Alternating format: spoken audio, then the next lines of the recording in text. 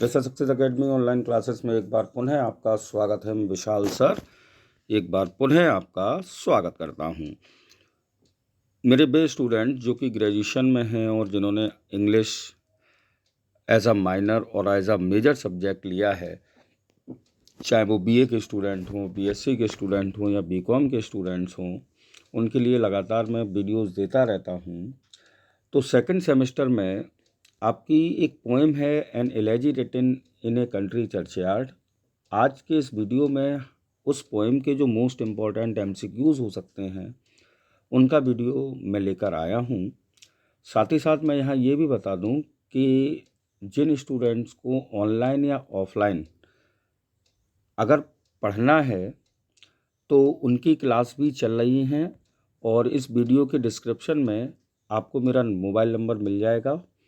आप मुझसे कांटेक्ट कर सकते हैं। फर्स्ट सेमेस्टर की क्लास भी स्टार्ट हो गई है और थर्ड सेमेस्टर की क्लास जो है वह आपकी 20 तारीख से स्टार्ट होगी।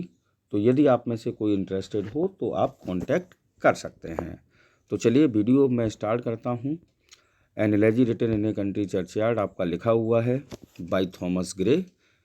ठीक, तो अब पहला क्वेश्चन चलिए बात करते हैं। तो पहला क्वेश्चन आपका पूछा गया, from which age Thomas Gray belong to. Thomas Gray साहब किस एज, अंग्रेजी साहित्य की किस एज से बिलोंग करते थे? Classical age, Victorian age, transitional age या romantic age? And the right answer is option C, transitional age. Question number 2 है, in which year Gray was born. Thomas Gray साहब का जन्म किस वर्ष में हुआ था? 1715, 1716, 1717 या 1718? And the right answer is option B, 1716। Now the next question is, who wrote The Bard and the Progress of Poesy? किस पोइट ने द बार्ड और द प्रोग्रेस ऑफ पोइसी जैसी महान पोइम्स की रचना की? Alexander Pope, John Donne, Thomas Gray या none? And the right answer is Thomas Gray. Next है आपका, in which year elegy written in a country churchyard publish. ये पोएम थॉमस ग्रे साहब की an elegy written in a country churchyard, इसका publication year क्या है? 1750, 1751, 1752, 1753?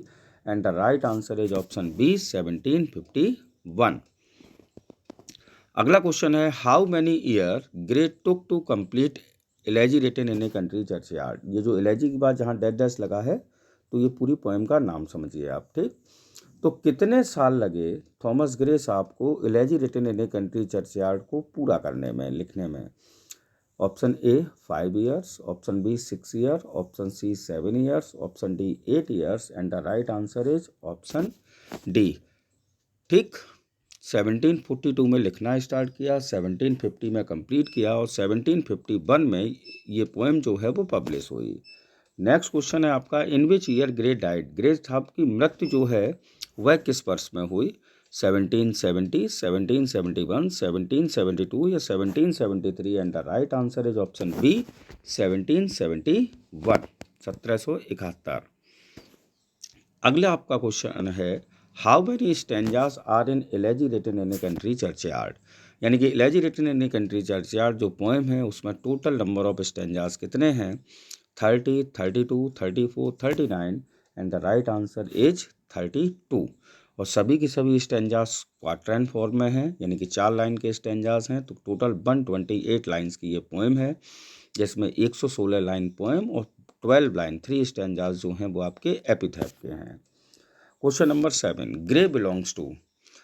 Grey साहब को बिलोंग करते हैं कैसे? चर्चयार्ड स्कूल ऑफ पोइट्री से, ग्रेवयार्ड स्कूल ऑफ पोइट्री से, बोथ ए एंड बी या नन?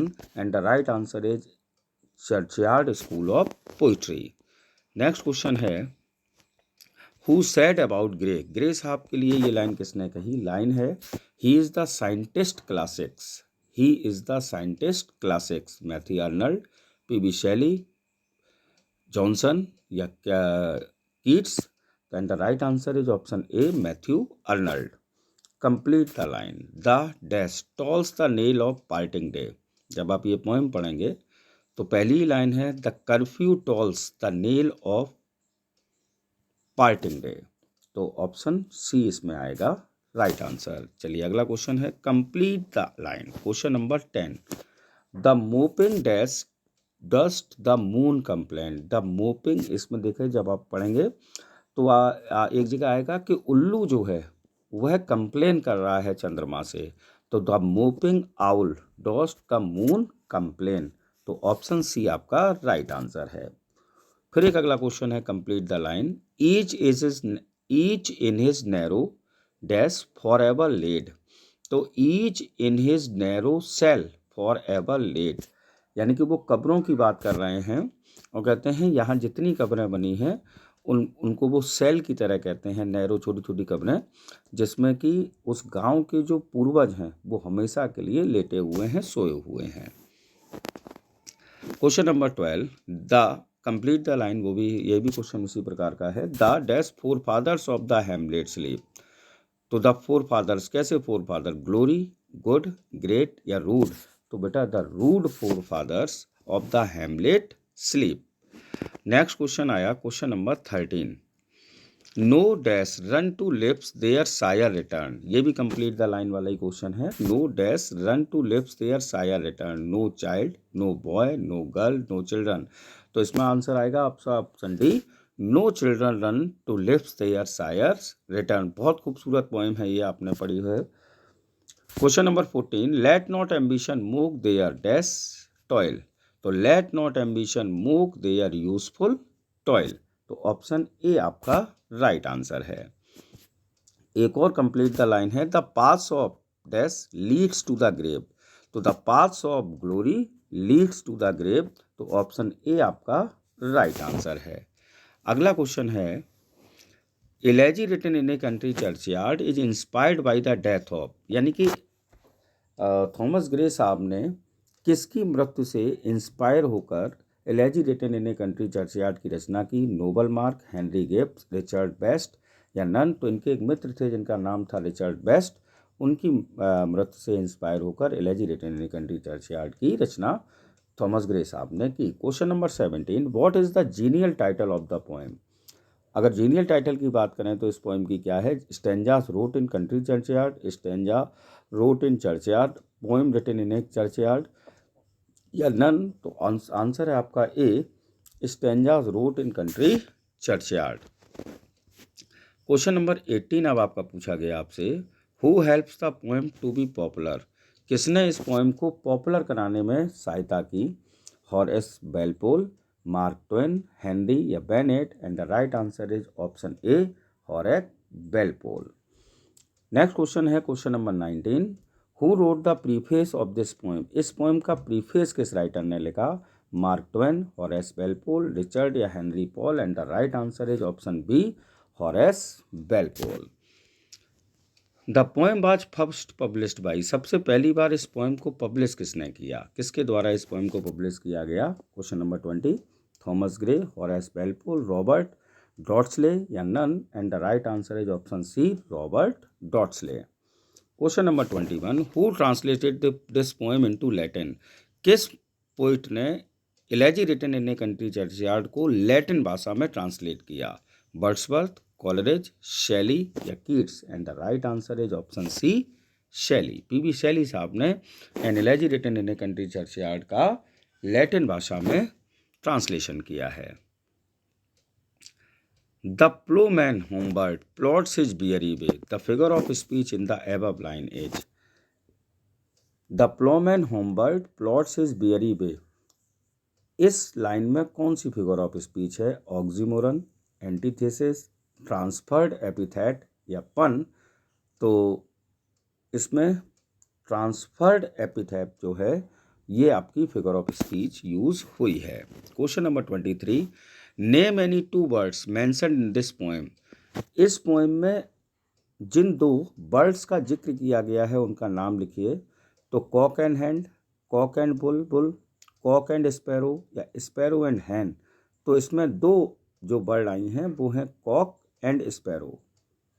ठीक, नेक्स्ट क्वेश्चन है, the bird Hamlet means in this poem, इस पोएम में एक शब्द आया है, अभी एक लाइन भी आई थी, each in is narrow cell for ever let the four fathers of hamlet sleep. तो हेमलेट का अर्थ क्या है? A play, a palace, a small town, a small village. तो हेमलेट का अर्थ है यहाँ ए स्मॉल विलेज, एक छोटा गांव। Question number 25, transitional poets are also called. जैसा कि अभी क्वेश्चन आया था कि किस एज से बिलोंग करते हैं अंग्रेजी साहित्य की थॉमस ग्रे साहब। तो ट्रांजिशनल एज, तो ट्रांजिशनल पोइट्स का दूसरा नाम भी है कुछ, तो क्या कहते हैं उनको? New poets, experimental poets, precursors of romanticism या रोमांटिक पोइट्स। तो ऑप्शन सी आपका राइट आंसर है, precursors of romanticism. Question 26, best type of elegy is elegy written in a country churchyard. ये पोएम आपकी elegy written in a country churchyard जो है वो किस प्रकार की एलेजी पोएम है? Classical elegy, personal elegy, pastoral elegy, professional elegy. And the right answer is option A, classical elegy. Question 27, which other poet is mentioned in elegy written in a country churchyard. इस poem में poet ने एक और कवि का जिक्र किया है, ठीक, मेंशन किया है। आपको उस पोइट का नाम बताना है, कीट्स, शेक्सपियर, मिल्टन या Pope. And the right answer is option C, Milton. Question number 28 है, what is the rhyming scheme of elegy written in a country churchyard. Elegy written in a country churchyard की rhyming scheme क्या है? A B A B, B A B A, B B B B या A. तो and the right answer is A B. चलिए next question आता है, question number 29। Question number 29 है, name the stanza form used in this poem.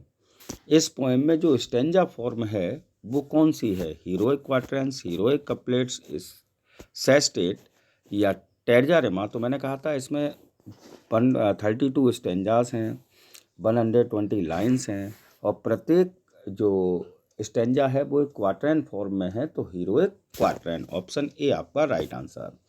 Last question है इस video का, what time of day is it when the poem begins. जब elegy written in a country churchyard poem हम पढ़ते हैं तो poem जब शुरू होती है तो दिन का कौन सा समय चल रहा होता है? मॉर्निंग, नून, इवनिंग या मिड नाइट।